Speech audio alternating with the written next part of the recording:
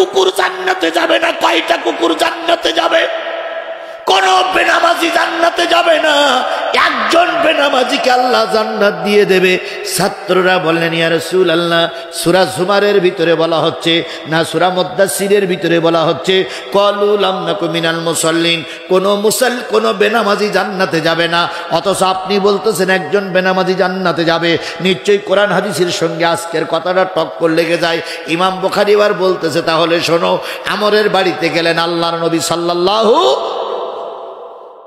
দেশ এখন আছে পালিয়ে তারাই গেছে। কথা বলেন ঠিক না বেঠিক? সুতরাং কেউ যদি ক্ষমতার মসনদ ধরে রাখতে চায়, কেউ যদি দেশ দখল করতে চায়, আল্লাহর বিধান যখন হবে তারা আর থাকতে পারবে না। এবার আসুন আমার নবীর বেলায় যাই। বলুন তো, আমার নবী কি দেশ দখলের পক্ষপাতী ছিলেন? নবী কাউর মাল সম্পদ অন্যায়ভাবে খাওয়ার পক্ষপাতী ছিলেন? পৃথিবীর সব নেতারা চাইছে কাল্লা, আর আমার নবী চেয়েছেন কিভাবে তার উম্মত গুলোরে মাফ করে নিয়ে আল্লাহর জান্নাতে যাওয়া যাবে।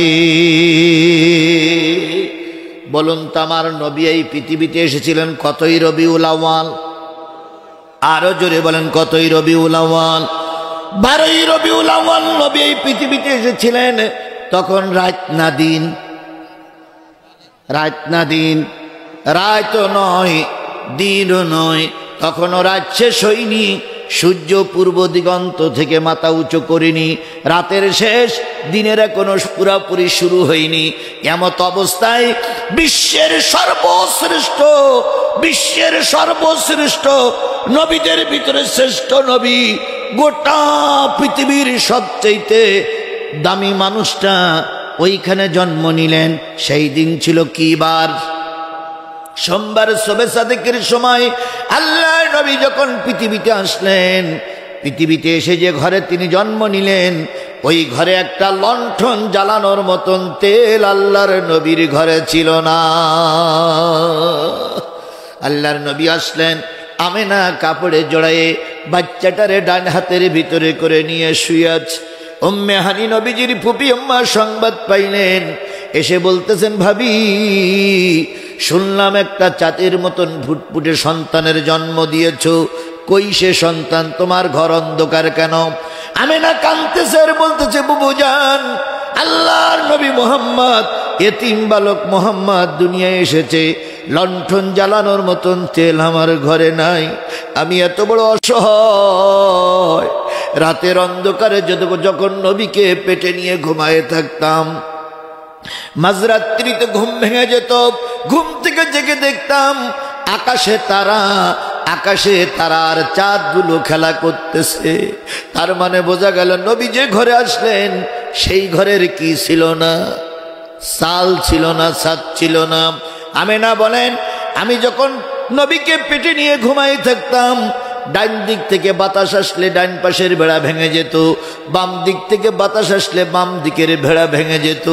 নবীজি যেই ঘরে জন্ম নিলেন সেই ঘরের বেড়া ছিল না, ছাদ ছিল না। নবীজি যখন দুনিয়ায় নেমে এসেছেন তখন লণ্ঠন জ্বালানোর মতন কি ছিল না? তেল ছিল না। উম্মে হানি বললেন, বাচ্চাটা আমার কোলে দাও। নবীজির ফুপি আম্মা নবীকে কোলে নিলেন। কোলে নেওয়ার পর চেহারা থেকে কাপড়টা সরাই দিলেন। সঙ্গে সঙ্গে ঘর এত আলোকময় হয়ে গেছে। উম্মে হানি বলেছেন, আমি যেন মনে করলাম এই ঘরের ভিতরে নতুন আর একটা চাঁদ উঠেছে। নবী সাল্লাল্লাহু আলাইহি সাল্লামকে নিয়ে উম্মে হানি দুই গালে দুটো চুমা দিলেন, দিয়ে খেয়াল করলেন নবীজির ঠোঁট দুটো বিড় করে নড়তেছে। নবীজির ফুপি আম্মা গালে চুমা দিয়ে বললেন, ভাতিজা, ছোট মানুষ, সবে মাত্র কয়েক ঘন্টা দুনিয়ায় এসেছো, তুমি ছোট দুটো নাড়িয়ে নাড়িয়ে কি বলতেছো? নবীজির কথা তখন ফুপি আম্মা বুঝতে পারেন নাই। যখন নবী বড় হয়ে গেল তখনও ফুপি আম্মা বেঁচে ছিলেন। তিনি জিজ্ঞেস করেছিলেন, ভাতিজা, জন্মের পরে ঠোঁট নাড়িয়ে নাড়িয়ে কি বলেছিলে? নবীজি বলেছিলেন, ফুপি আম্মা, জন্মের পরে কেঁদেছিলাম, রব্বি হাবলি উম্মতি, আয় আল্লাহ আমার গুনাহগার উম্মত গুলোরে মাফ করে দাও। ও আমার জাতি, নবী জন্মের পরে কাঁদলেন কাদের জন্য? আরো জোরে বলেন কাদের জন্য? আপনারা আমরা কি সেই উম্মত? এই কথা বলেন, আপনারা আমরা কি সেই উম্মত? তাই যদি হয়, আতর বাড়ির এতগুলো লোক কোরআন শুনতে বসে গেল, তুমি এখনো ঘরে শুয়ে আছো অথবা দোকানে বসে আছো, আল্লাহর কসম রাসূলের কাছে মুখ দেখানো যাবে না। যারা দাঁড়াই আছেন তারা কি রাসূলের উম্মত? তাহলে আপনারা দাঁড়াই আছেন কেন? বাস, এলাকার মানুষ খুব ভালো মানুষ, অল্পতেই বোঝে। যদি কেউ চলে যায় বুঝে যাবে এটা রাসূলের উম্মত নয়। বাস, তাহলে আল্লাহ রাসূল জন্মের পরে কাঁদলেন কাদের জন্য? এবার চলুন তায়েফের ময়দানে যাই। তায়েফের ময়দানে রাসূল মার খেয়ে কেঁদেছিলেন কাদের জন্য? উম্মতের জন্য। উহুদের ময়দানে আল্লাহর নবী সাল্লাল্লাহু আলাইহি সাল্লাম 700 মানুষ নিয়ে যুদ্ধে গেলেন। পক্ষান্তরে অধিক 3000 কাফের নিয়ে যুদ্ধের মোকাবেলা হলো।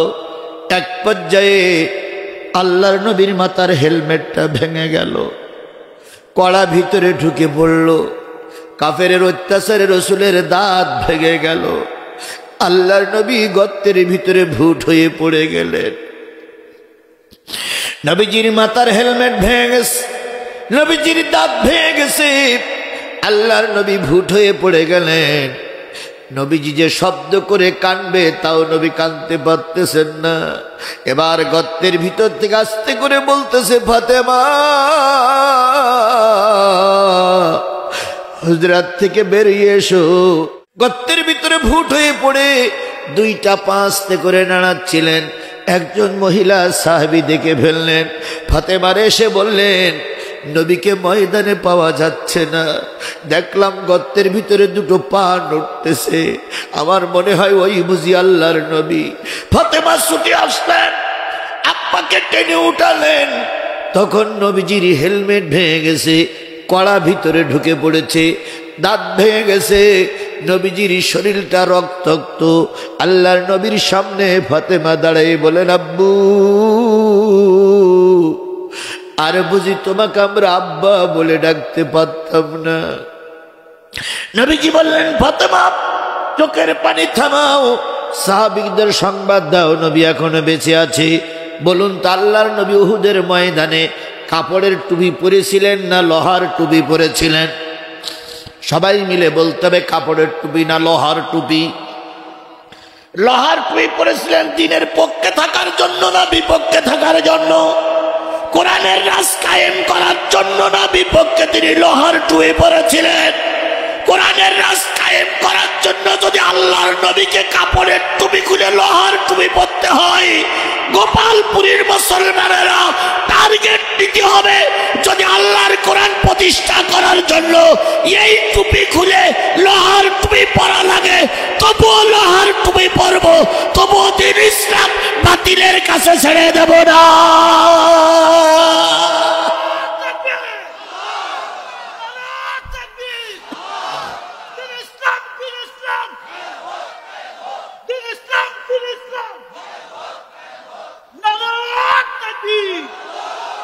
আমার ভাইরা, ইসলাম কিন্তু আমাদের সমাজে এমনি এমনি আসেনি, অনেক রক্তের বিনিময়ে ইসলাম এসেছে। কথা বলেন ঠিক না বেঠিক?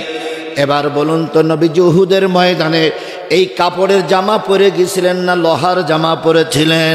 ও আমার জাতি, যদি প্রয়োজন হয় আরো একবার যদি ভারতের সঙ্গে লড়াই করা লাগে, আরো একবার যদি বাতিলের মোকাবেলা করার জন্য গোটা দেশের 17-18 কোটি মানুষকে লোহার জামা পরা লাগে, লোহার টুপি পরা লাগে, ময়দানে রক্ত দেওয়া লাগে, তৈরি থাকবো। তবুও ভারতের কাছে আমরা মাথা নত করব না। কারা কারা রাজি আছে 2 হাত উঁচু করে আল্লাহরে দেখান।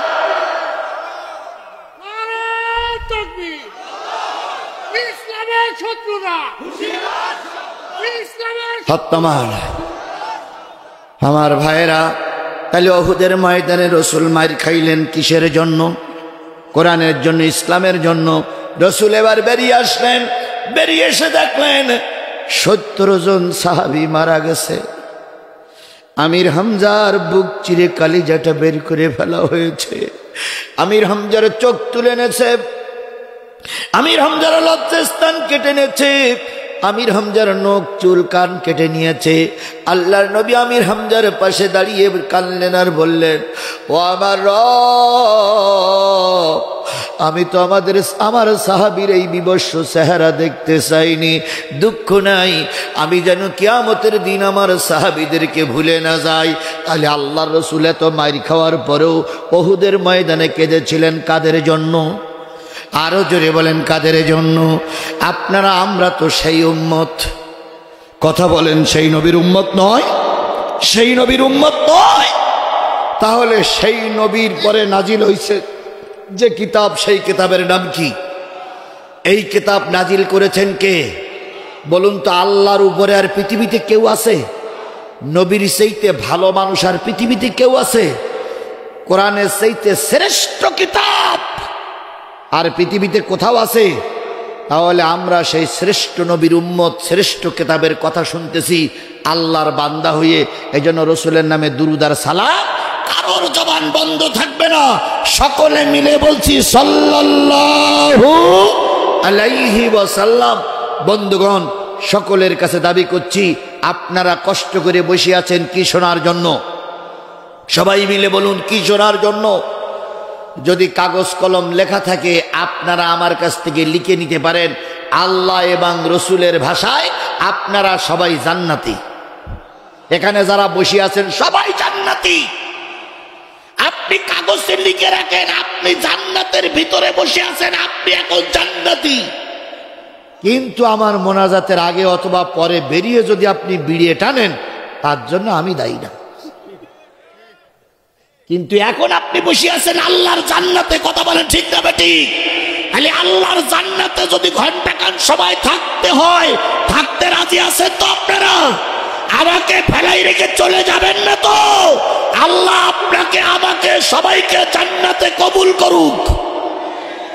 এবার আসুন, বসলে লাভটা কি? আল্লাহ রসুল বলেছেন, আল কোরআনু শাফিআম মুসাফফা ওমা হিল্লু মুসাদ্দিকান মান জালাহু আমামাহু কদ্দাহু ইলাল জান্নাহ ওয়া মান জালাহু খালফাহু সাকাতাহু ইলান নার। নবী বলেন, কোরআন এমন একটা কিতাব, কিয়ামতের দিন কারোর পক্ষে সুপারিশ করবে আর কারোর বিপক্ষে আল্লাহর কাছে নালিশ করবে। সাহাবী আজমাইনগণ বলেন, ইয়া রাসূলুল্লাহ, এই কোরআন কাদের পক্ষে সুপারিশ করবে? নবী বললেন, কোরআনের আলোচনা যখন হয়, কোরআনকে যখন আল্লাহর বান্দারা, নবীর উম্মতেরা কোরআনকে যখন সামনে রাখবে, অর্থাৎ কোরআনকে যারা ইমাম বানাবে, কোরআন যারা সামনে রেখে চলবে, কোরআনের আইন অনুসারে চলবে, কিয়ামতের দিন এই কোরআন তাকে সুপারিশ করে ক্রমে টেনে টেনে আল্লাহর জান্নাতে নিয়ে যাবে।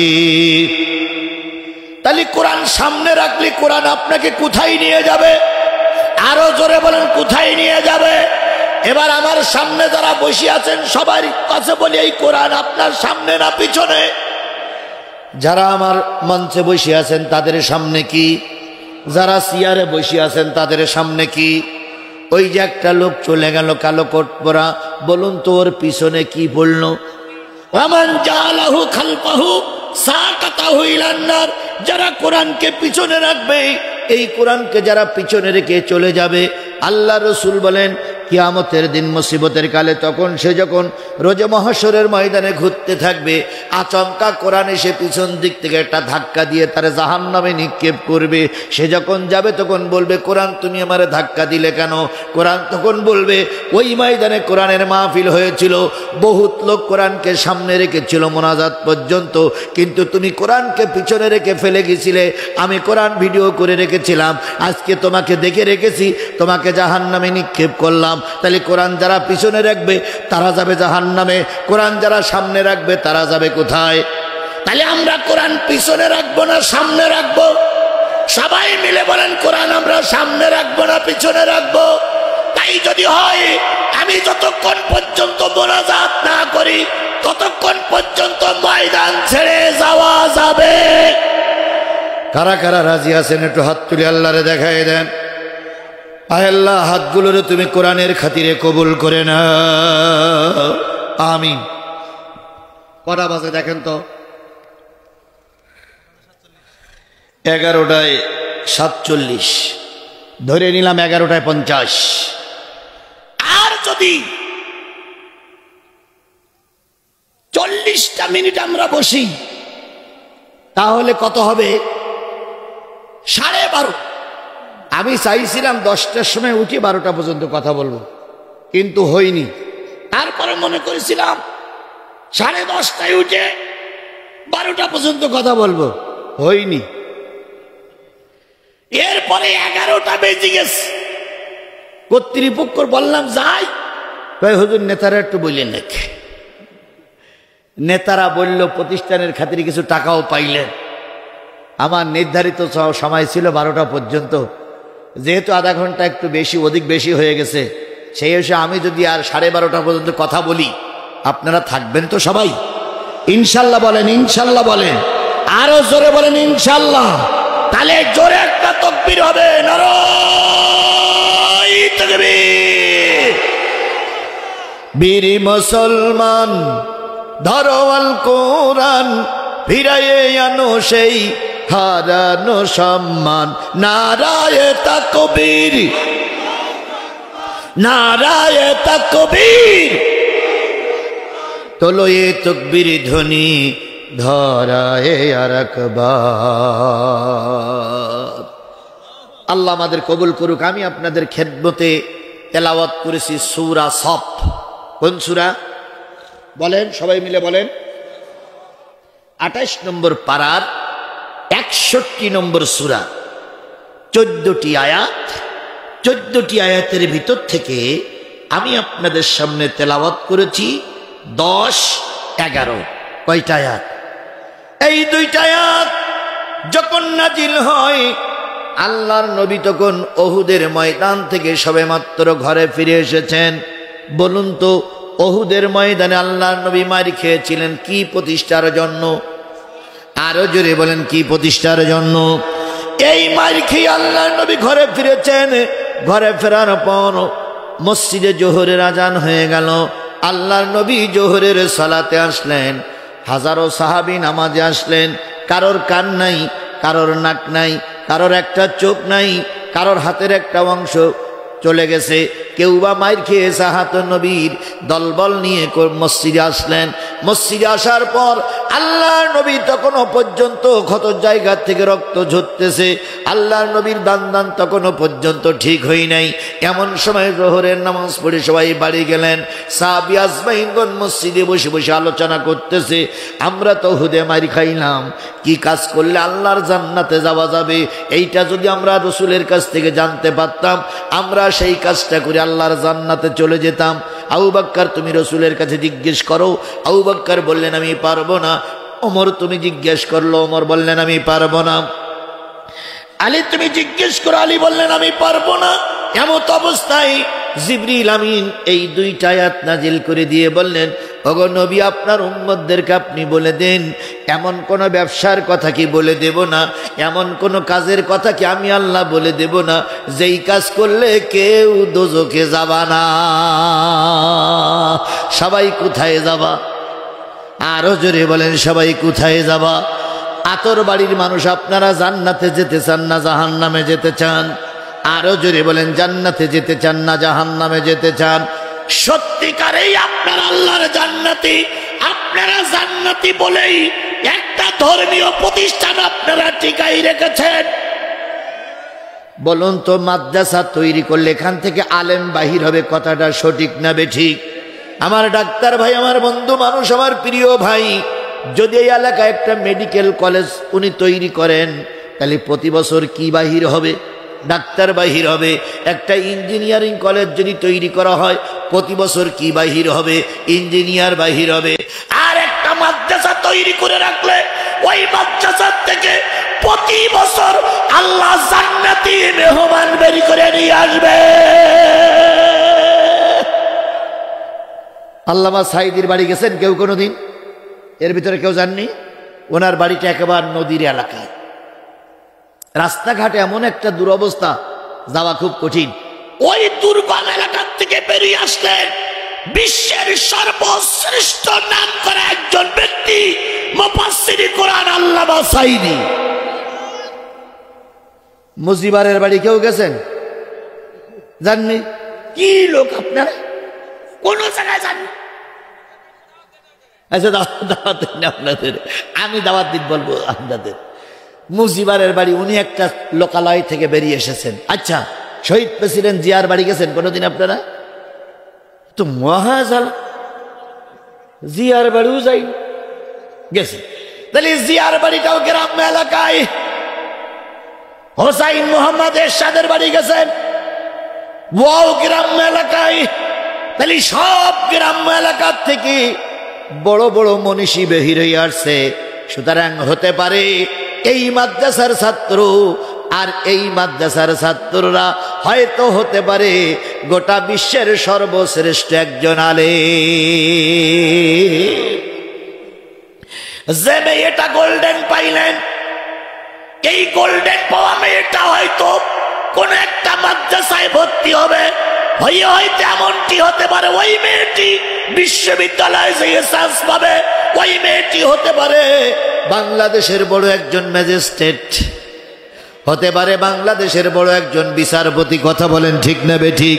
এই জন্য কথায় বলে ঘুমিয়ে আছে শিশুর পিতা সব শিশুরই অন্তরে। এই জন্য এই মাদ্রাসাটা জান্নাতি প্রতিষ্ঠান যদি টিকাই রাখতে চান, দুইটা জিনিস আপনাদের করা লাগবে। এক নম্বর, এই প্রতিষ্ঠান টিকে রাখতে গেলে এই প্রতিষ্ঠান ছাত্র ছাত্রী দেওয়া লাগবে। যদি ছাত্র ছাত্রী দেন, প্রতিষ্ঠান টেকবে না, বন্ধ হবে। শিক্ষক না থাকলেও চলবে। আর যদি ছাত্র ছাত্রী বন্ধ করে দেন, শিক্ষক যদি না থেকে শিক্ষক ম্যানেজ হয়ে যাবে। এই জন্য প্রথম দাবি, এই প্রতিষ্ঠান টিকায় রাখার জন্য ছাত্র দিতে হবে। দুই নম্বর, এই প্রতিষ্ঠান টিকায় রাখার জন্য তাহাজ্জুদ পড়ে দোয়া করলে চলবে না তা নয়, চোখের পানি ফেললে চলবে না তা নয়। তবে এই প্রতিষ্ঠান টিকায় রাখার জন্য সবাইকে কিছু কিছু অর্থ দিয়ে অর্থ দিয়ে সাহায্য করতে হবে। এখন কিছু লোক বলে, হুজুর ওটা ডাক্তার রফিকুল ইসলাম দেখ, আমি কেন্দ্রে দেব কিন্তু টাকা দিব না। এরম লোক কারা আছেন যে কানবেন টাকা দেবেন না? একটু হাত তোলেন তো ভাই। না, তাহলে এলাকার লোক এমনি ভালো। আল্লাহ আপনাকে আমাকে কবুল করুক। কথা জোরে বলেন আমিন, আর একটু জোরে বলেন আমিন। আমার ভাইয়েরা, তাহলে আল্লাহ রসুলের পরে আয়াত নাযিল হলো কোথায় যাওয়ার জন্য? জান্নাতে। আপনারা কারা কারা জান্নাতে যেতে চান একটু হাত তোলেন তো। হুজুর আমরা জান্নাতে যেতে চাই।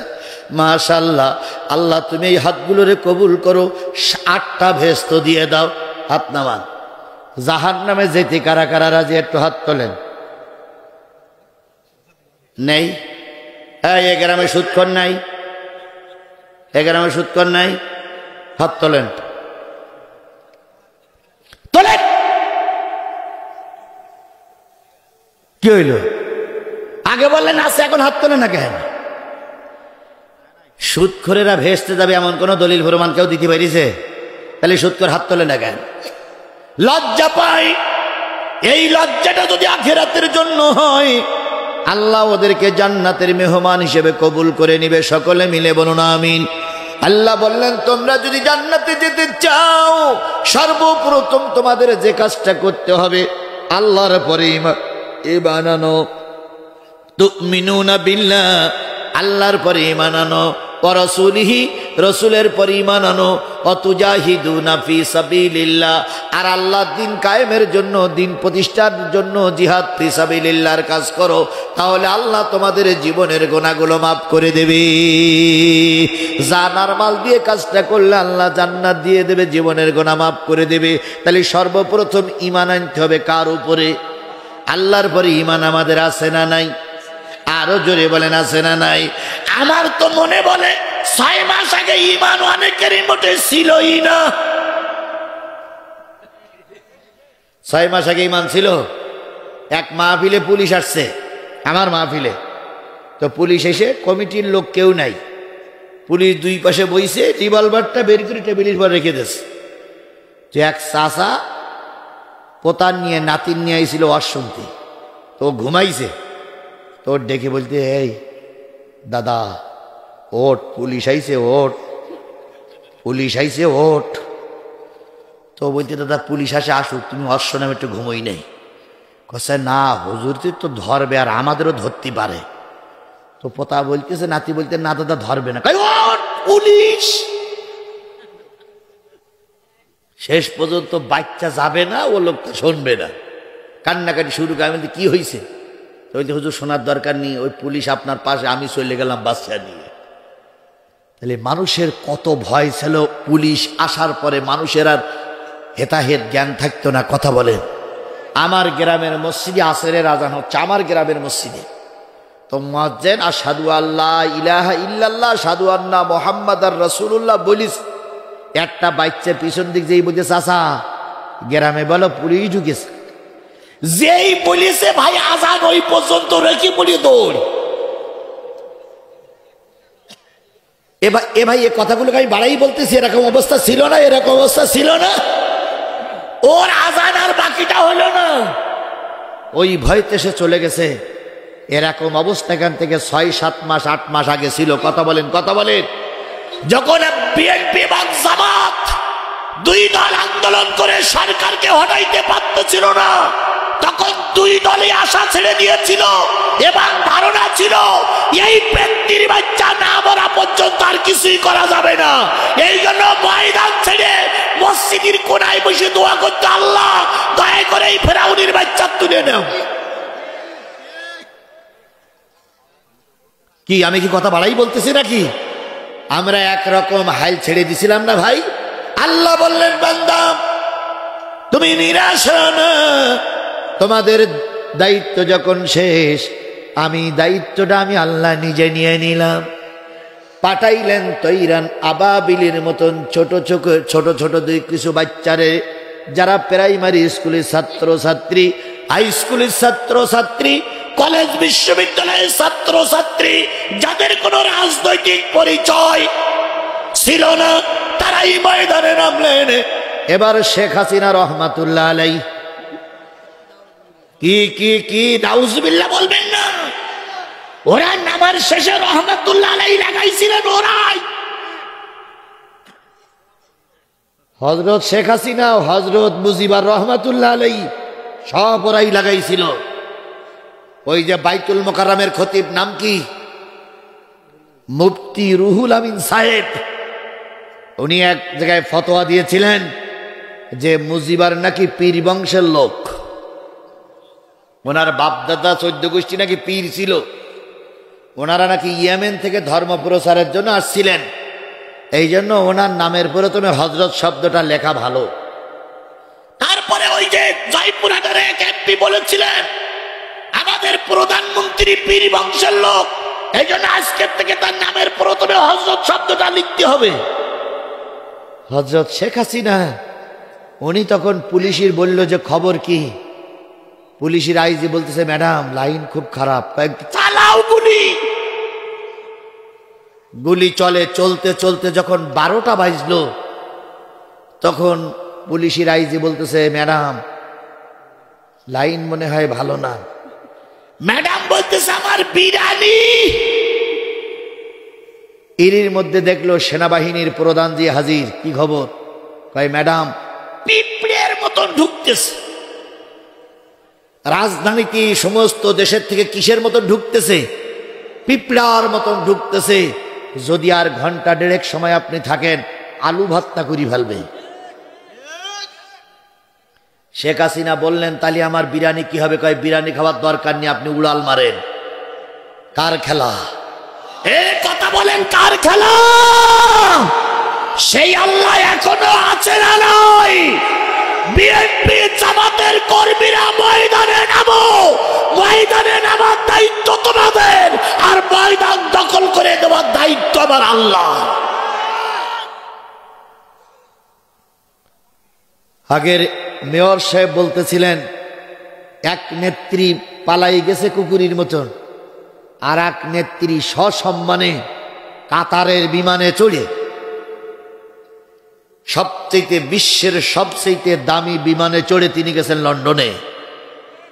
অথচ এই শেখ হাসিনা বলেছিলেন যে ডক্টর মোহাম্মদ ইউনুস আর খালেদা জিয়াকে পদ্মা সেতুর থেকে কি করতে হবে, টুস করে ফেলাই দিতে হবে, দুটো তিনটে সুপ দিয়ে নিয়ে আসতে হবে। ম্যাডাম এখন ইন্দুরের গর্তের ভিতরে কে সুপনি খাচ্ছে ভালো করে দেখো। খেলা আল্লাহর, অহংকারীকে আল্লাহ কখনো ক্ষমা করে না। আমার ভাইয়েরা, আল্লাহর ভয় আমাদের দিলে থাকা দরকার। আল্লাহর পরে ঈমান এখন আমাদের যতটুকু আছে, তার আগে ঈমান আমাদের কম ছিল। 2 নম্বর রসুলের পরে ঈমান আনতে হবে, জিহাদ ফি সাবিলিল্লাহর কাজ করতে হবে। রসুলের পরে মহব্বত আমাদের কম বেশি আছে না নাই? আরো জোরে বলেন আছে না নাই? আমি যদি এখন পরীক্ষা করি রসুলের পরে কতটুকু মহব্বত আপনার আছে, প্রায় সব ফেল করবেন। কারণ আমাদের দেশে বঙ্গবন্ধুর জন্মদিনে 20টা গরু জবাই করা হয়, 100 মোষ জবাই করা হয়, বিরাট আনন্দ ভর্তি করা হয়। অথচ আমার আল্লাহর নবীর বিরুদ্ধে যখন কিছু বলা হয়, প্রতিবাদ করা লোক খুঁজে পাওয়া যায় না। বঙ্গবন্ধুর ছবি ঠিক, বঙ্গবন্ধুর ছবি থাকতো মানুষের মাথার উপরে, যদি ওই ছবিতে ময়লা পড়ে প্রিন্সিপালের চাকরি চলে যেত। ওই ছবি যদি ছেড়া হয় প্রিন্সিপালের 6 মাসের জেল হতো। তাহলে একজন নেতার ছবি ছিললে জেল হয়, নেতার ছবির গায়ে ময়লা পড়লে প্রিন্সিপালের চাকরি চলে যায়। অথচ আল্লাহর নবী নিয়ে ব্যঙ্গ করার পরে তারা জামিনে মুক্তি পেয়ে বেরিয়ে আসে। এই দেশে কি করে বলি রসুলের মহব্বতের লোক বেশি? একেবারে যে নেই তা বলবো না, কিন্তু অধিকাংশ ছিল সব চালাক। তাহলে রসুলের মহব্বত আমার দিলে বেশি থাকা লাগবে না কম থাকা লাগবে? হযরত ওমরকে নবীজি বলেন, ওমর তুমি আমাকে কতটুকু ভালোবাসো? নবীজি ওমর বলেন, ইয়া রাসূলুল্লাহ আমি আপনাকে সবচেয়ে বেশি ভালোবাসি। নবীজি বলেন, ওমর জীবনের চাইতে আমাকে ভালোবাসতে হবে। ওমর বলেন, ইয়া রাসূলুল্লাহ তা কি করি সম্ভব? আমার জীবনের চাইতে আপনাকে বেশি ভালোবাসবো? কয় হ্যাঁ। ওমর বললেন, ইয়া রাসূলুল্লাহ, নবী স্পষ্ট করে বললেন, ওমর এখনো পুরাপুরি ইমানদার হতে পারোনি। কিছুক্ষণ পর হযরত ওমর একটু চোখটা বন্ধ করে চোখ খুলে বলেন, ইয়া রাসূলুল্লাহ আমি আমার জীবনের চাইতে আপনাকে বেশি ভালোবাসি।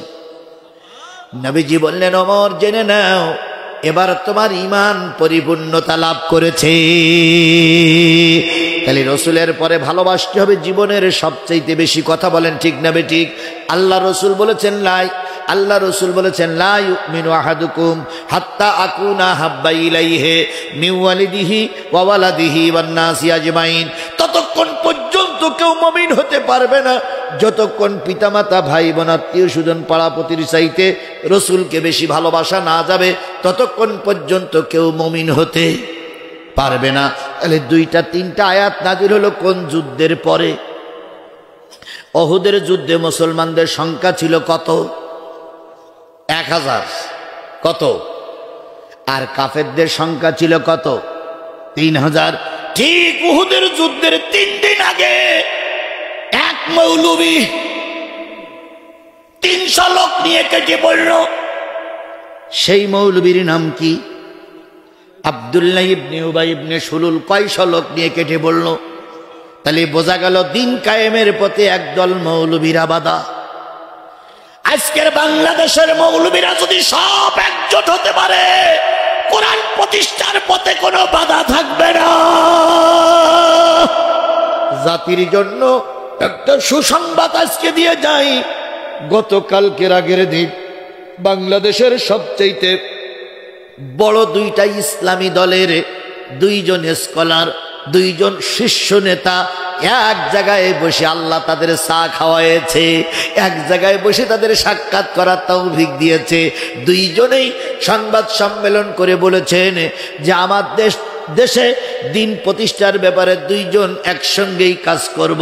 সেই 2 জনের ভিতরে একজন হচ্ছে বাংলাদেশ জামাত ইসলামীর সম্মানিত আমির ডক্টর মোহাম্মদ শফিকুর রহমান, আর একজন হচ্ছে চরমনার পীর সাহেব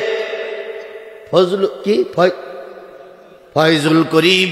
এই দুইজন শায়েখ এক প্ল্যাটফর্মে এসেছে। জাতির জন্য এটা রহমত না গজব? আরো জোরে বলেন, রহমত না গজব? কিন্তু একদল টুপিওয়ালারা এইটা মেনে নিতে পারছে না।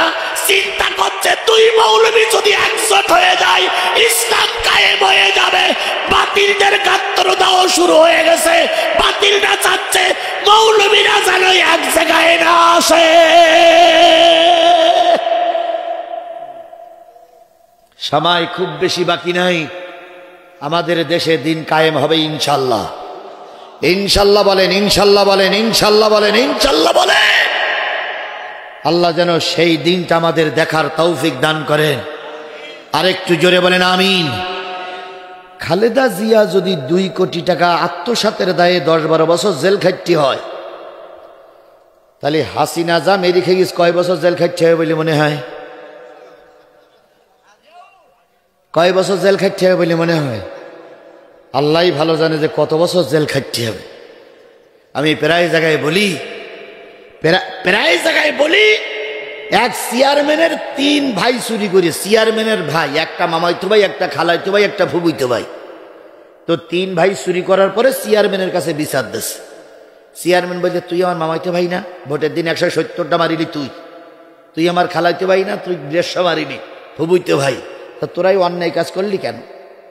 অন্যায় কাজ করলি, এখন তো তোদের বিচার না করলি তো জাতি আমার ভালো চোখে দেখবে না।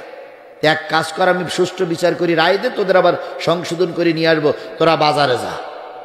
এখন 3 চোর গেছে বাজারে। কয় চোর? 3 চোর বাজারে গেছে। আর চেয়ারম্যান বলি, যা যা ফল পছন্দ হয় কিনে নিসবি, কিনে আনার পরে আমি খাবো, খেয়ে রায় দেবো। এখন 3 চোরের প্রথম যে চোর বাজারে গেছে সে কিনেছে একটা আম, পরের আর এক ভাই কিনেছে একটা আপেল। তো আপেল খেয়ে দেখে ওর ভিতরে 4টে বিসি। তা বলতে, যা তোর 4 মাসের জেল দিলাম, যেহেতু আপেলে 4 বিসি। তো এরা 2 ভাই পিছনে দিয়ে একজন আর একজনের গোলা জড়াই ধরে বলতেছে, ভাই ফুবুই তো ভাই কি হবে? তো চেয়ারম্যান পিছন দিক তাকে বলছে, কান্দিস কেন? বিচার পছন্দ হয়নি? বিচার পছন্দ হয়েছে, কিন্তু চিন্তা করতেছি যে 3 নম্বর যেটা আসতেছে ওটা আর কি হবে।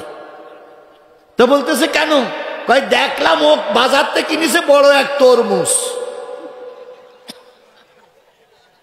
কি কিনেছে? তরমুজ। তো এই তরমুজ কিনিস, তা তোরা কাঁদতেছিস কেন? কয়, আমের ভিতরে 1 বিসি, 1 মাসের জেল। আপেলের ভিতরে 4 বিসি, 4 মাসের জেল। যদি বিসি গুণে জেল হয় তাহলে তো ওদের ঘাড়ের পরে তরমুজ। ওরা তো কিয়ামতের আগে বেরোতে পারবে না। বিএনপির দোষারোপ করে জেল খাটাইলে, বাংলাদেশ জামাত ইসলামের দোষারোপ করে জেল খাটাইলে, আমাদের বিএনপি আর জামাতের হাতে ছিল আম আর আপেল, আর তোমাদের প্রত্যেকটার মাথায় তরমুজ। কি বলেন, কি বলেন, কি বলেন, কি বলেন? ওদের প্রত্যেকটার মাথায় তরমুজ নয়। যদি বিসি গুণে জেল হয় কিয়ামতের আগে আর পর মুখ দেখতে পারবে না দুলাভাই।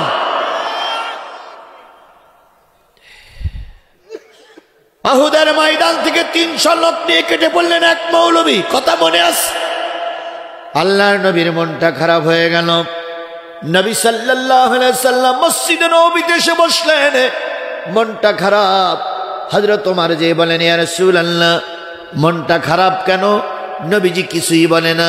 ওমর বললেন, ইয়া রাসূলুল্লাহ মদিনার যুবতী মেয়েদের ঘরে যখন খাবার থাকে না, ছোট্ট বাচ্চাগুলো যখন কান্নাকাটি করে, তখন ওই মায়েরা চিন্তা করে নবীর দরবারে বাচ্চাটারা দিয়ে আসি। ওই বাচ্চাটা নবীর দরবারে, আপনার দরবারে 3 দিন 4 দিন 5 দিন পর্যন্ত না খেয়ে থাকে। 5 দিন পরে মা যখন খেজুর আর রুটির ব্যবস্থা করে যখন বাচ্চাটারে ডাকে, ওই বাচ্চাটা মার গালে চুমা দিয়ে বলে, আম্মু ফিরে যাও।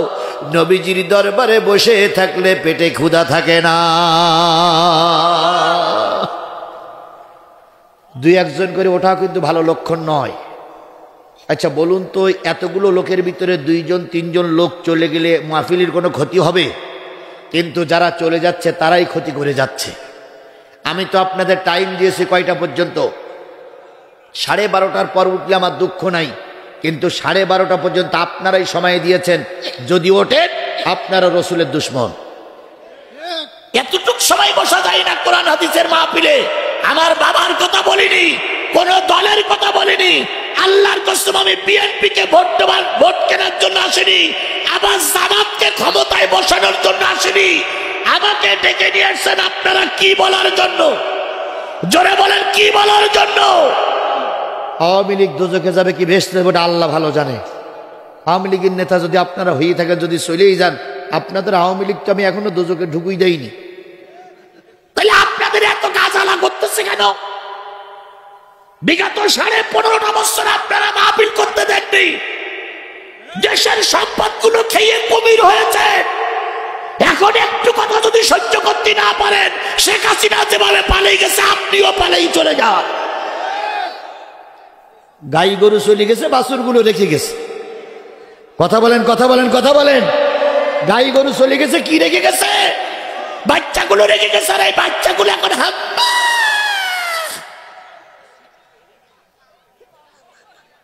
পৃথিবীর ইতিহাসে সবচেয়ে জঘন্যতম মা হলো শেখ হাসিনা। খালেদা জিয়ার নামে মামলা হয়েছিল, খালেদা পালাই গেছিল? খালেদা দেশে ছিল না? ছিল না? জামাতের 5-6 জন শীর্ষস্থানীয় নেতাকে ফাঁসিতে ঝুলানো হলো। বহুত শিবিরের ছেলেদেরকে ক্রস ফায়ারে মেরে দেওয়া হলো। প্রতিটা জেলা থানার অফিসগুলো বন্ধ করে দেওয়া হলো। একটাও জামাতের নেতা কর্মী দেশ থেকে পালিয়ে যায়নি, যায়নি, যায়নি। এই আতরবাড়ির নেতাদের নামে কত মামলা হলো, একটাও গ্রাম ছেড়ে চলে যায়নি। আরে এমন এক সরকার, ও তো পালাইছে, একেবারে ওয়ার্ড সেক্রেটারি পর্যন্ত পালাইছে।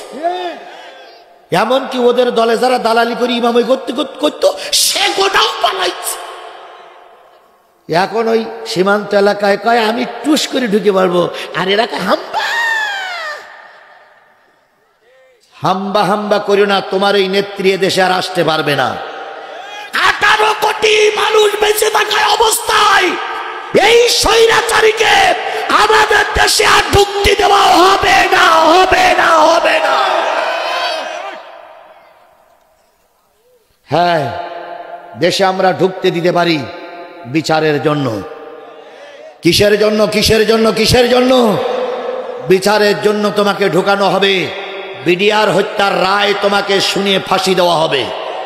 হেফাজতের আলেমদেরকে রাতের অন্ধকারে গুলি করে মারার দায়ে তোমাকে ফাঁসিতে ঝুলানো হবে। আল্লামা সাঈদীর রায়ের জন্য তোমাকে দোষী সাব্যস্ত করে তোমাকে ফাঁসিতে ঝুলানো হবে। এই জন্য দেশে আনতে পারি, তাছাড়া ক্ষমতায় বসানোর জন্য এদেশে আর ঢুকতে দেওয়া হবে না, হবে না, হবে না। আর একটু কথা সহ্য করতে পারো না? পুকুরগুলো সব খেয়েছাও তোমরা। রাস্তাঘাটের বড় বড় গাছগুলো সব পেটের ভিতরে, সব পেটের ভিতরে। মিথ্যা মামলা দিয়ে দিয়ে জামাত বিএনপির নেতাদেরকে একবার সর্বশান্ত করে ফেলেছে। কথা বলেন, কথা বলেন, কথা বলেন। কি অন্যায় করেছিলাম আমরা? আমার নামে 20টা মামলা। 5 দিন ওরা আমার আয়না ঘরে রাখলো। 5 দিনের ভিতরে চোখ মোটে খুলেই নি। পায়খানা করার পরে অনেক অনুনয় বিনয় করেছিলাম, ভাই একটু চোখটা খুলে দাও, একটু পানি দাও, অন্তত জায়গাটা পরিষ্কার করি। ওনারা বলেছিলেন ওই অবস্থায় থাকেন আপনি। আমি বলেছিলাম নামাজ কালাম, কয় পায়খানা করা অবস্থায় নামাজ পড়েন আপনি। এত কষ্ট দেওয়ার পরেও এই পর্যন্ত এসেছি। কি অন্যায় ছিল আমাদের? আমি দেশের কোনো বড় দলের নেতা নই, আমি কোন রাজনৈতিক দলের শীর্ষস্থানীয় নেতা নই। আমার দোষ হলে আমি কোরআনের কথা বলি, কথা বলে ঠিক না ঠিক? তাই যদি আমার নামে 20টা মামলা হয় আর 5 দিনের রিমান্ড হয়, তাহলে থানা সেক্রেটারির নামে কতগুলো মামলা, থানা সভাপতির নামে কতগুলো মামলা, মেয়রের নামে কতগুলো মামলা। এই সমস্ত আল্লাহর গোলামেরা এখনো বেঁচে আছে, এটা আল্লাহর রহমত। বেঁচে থাকার কথা নয়। কথা বলেন, কথা বলেন, কথা বলেন। আর এখন বলো ভাই, ভাই ভাই আমরা কিছু করিনি, কেরা কি করিস সব আমরা জানি। আমার নামে যে মামলা দিছিল সেদিন বাড়ি যেয়ে দেখি সে এক চেয়ারে বসে আছে, মাথায় টুপি, মুখি দাড়ি, হাজির মাল ঘাড়ের পরে, তসবি একটা নিয়ে দোয়া ইউনুস পড়তেছে, লা ইলাহা ইল্লা আনতা সুবহানাকা ইন্নী কুনতু মিনাজ জালিমিন। আমার দেখি বলছে, জিহাদি আসসালামু আলাইকুম, কেমন আছো? আসি ভালো, কি খবর? কয় আমি আগে ছিলাম আওয়ামী লীগ, এখন হয়েছি জমাত। আগে ছিল কি, এখন হয়েছে কি জমাত, না জামাত না জমাত। তা আমি বললাম তুমি কবে হইলে জমাত? তা বলতে না, এই দেখো না টুপি মাথায় দিছি, এই দেখো না দাড়ি রাখিছি, দেখো আমার গায়ে এখন পাঞ্জাবি, আমি এখন জমাত। তখন তো জমাত কি তোমার নেছে না এমনি এমনি হয়েছে? কয় নেক আর না নেক আমি জমাত। যে যাই করেছ অন্যান্য দলের ভিতরে ঢুকতে চাইলে ঢোকা যায়, কিন্তু বাংলাদেশ জামাত ইসলামের ভিতরে ঢুকতে চাইলে ঢোকা যায় না। কারণ বাংলাদেশ জামাত ইসলামের ভিতরে ঢুকতে গেলে ফরম পূরণ করা লাগে, শপথ বাক্য পাঠ করা লাগে, রিপোর্ট টাকা লাগে। জমাত বললি জমাত হয় না।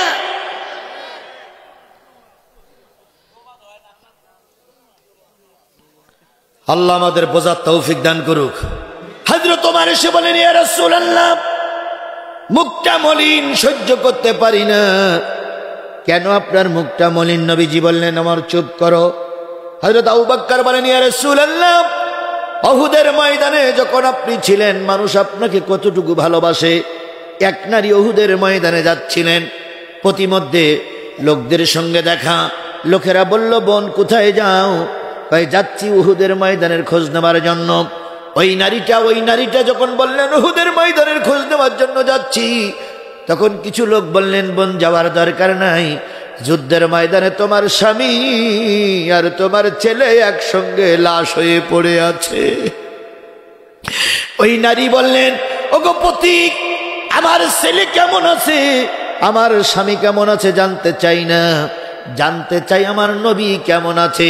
কিছুক্ষণ পর আমার একটা লোক বললেন, বোন কোথায় যাও? কয় উহুদের ময়দানে। কয় দেখলাম তোমার ভাই আর তোমার বাবা এক জায়গায় পড়ে আছে। মহিলা বললেন, এটাও জানতে চাই না নবী কেমন আছে। উনি চলে গেলেন ময়দানে, যেয়ে দেখে একদল মানুষ জটলা করতেছে, গোল করে বসে কাঁদতেছে। চলে গেলেন নবীর সামনে। নবী মাথাটা উঁচু করে বলেন, ও আল্লাহর বান্দি, তোমার ছেলের সালাম নাও। তোমার ছেলে যখন মারা যায়, একটা হাত যখন কেটে যায়, আর একটা হাত দিয়ে তিনি পতাকা ধরে রেখেছিলেন, ওই হাতটা যখন কেটে যায়, 18, 19 বছর 20 বছরের ছেলেটা দাঁত দিয়ে কামড়ায় রেখেছিলেন, ওইখান থেকে যখন কাল্লাটা আলাদা হয়ে যায়, ওখান থেকে ওই ছেলেটা বলেছিল, ইয়া রাসূলুল্লাহ, আমার মায়ের আমি ছাড়া আর কেউ নাই। আমার মাকে আমার বিদায়ী সালাম দিবেন আর বলবেন, আমার মার সঙ্গে আল্লাহ যেন আমাকে জান্নাতে পরিচয় করায় দেয়। আল্লাহ নবী বললেন, ও আল্লাহর বান্দি, তোমার সন্তানটারে আমরা কেউ চেষ্টা করে বাঁচাইতে পারি নাই, তুমি দুঃখ নিও না। ওই নারী দাঁড়িয়ে বলতেছি, ইয়া রাসূলুল্লাহ, স্বামী মারা গেছে দুঃখ নাই, ছেলে মারা গেছে দুঃখ নাই, ভাই মারা গেছে দুঃখ পাই নাই তা নয়, বাবা মারা গেছে বেশি দুঃখ পাই নাই। আমার জীবনের সবচেয়ে বড় সান্ত্বনা, দুনিয়ার সব হারিয়েছি কিন্তু আমার নবী এখনো বেঁচে আছে। লা ইউমিনু আহাদুকুম হাত্তা আকুনা আহাব্বা ইলাইহি মিন ওয়ালিদিহি ওয়া ওয়ালাদিহি ওয়ান নাসি আজমাইন। ততক্ষণ পর্যন্ত কেউ মুমিন হতে পারে না যতক্ষণ পিতা মাতা ভাই বোন পাড়া প্রতিবেশী আত্মীয় স্বজন সবারই চাইতে রসুলের ভালোবাসা দিলের ভিতরে না আসে। ওই নবী সাল্লাল্লাহু আলাইহি সাল্লামের মনটা খারাপ, মদিনার মেম্বারের পরে দাঁড়িয়ে বসে আছে। ওমর জিজ্ঞেস করলেন, ইয়া রাসূলুল্লাহ, মন খারাপ কেন? আবু বকর জিজ্ঞেস করলেন, মন খারাপ কেন? নবী বললেন, শুনুনি, এক টুপিওয়ালা 300 মুসলমান নিয়ে কেটে পড়েছে। তিনি বলেছেন উহুদের ময়দানে গেলে বদরের প্রতিশোধ হবে, তাই তো তিনি কেটে পড়েছেন। আমার এই সমাজে আর কোনো লোক কি আছে? একজন দূরের থেকে বলেন, ইয়া রাসূলুল্লাহ, একজন যুবক মদিনায় আছে, যেই যুবককে যদি ইসলামের দাওয়াত দেওয়া হয়, তাবলীগের কাজ করা হয়, আর ওই যুবক যদি কালেমা পড়ে মুসলমান হয়ে যায়, আল্লাহ আল্লাহর কসম আমাদের হাত ওই 300 লোকের চাইতে শক্তিশালী হয়ে যাবে। নবীজি বললেন সেই যুবকের নাম বলো। ওই মুরব্বী বললেন ওই যুবকটার নাম হলো আমর বিন সাবেত। কোন কুকুর জান্নাতে যাবে না। কয়টা কুকুর জান্নাতে যাবে? কোন বেনামাজি জান্নাতে যাবে না। একজন বেনামাজিকে আল্লাহ জান্নাত দিয়ে দেবে। ছাত্ররা বললেন ইয়া রাসূলুল্লাহ, সূরা জুমারের ভিতরে বলা হচ্ছে না সূরা মুদ্দাসসিরের ভিতরে বলা হচ্ছে ক্বালু লাম নাকু মিনাল মুসাল্লিন, কোন বেনামাজি জান্নাতে যাবে না, অথচ আপনি বলতেছেন একজন বেনামাজি জান্নাতে যাবে। নিশ্চয়ই কোরআন হাদিসের সঙ্গে আজকের কথাটা টক্কর লেগে যায়। ইমাম বুখারী এবার বলতেছে তাহলে শোনো, আমরের বাড়িতে গেলেন আল্লাহর নবী সাল্লাল্লাহু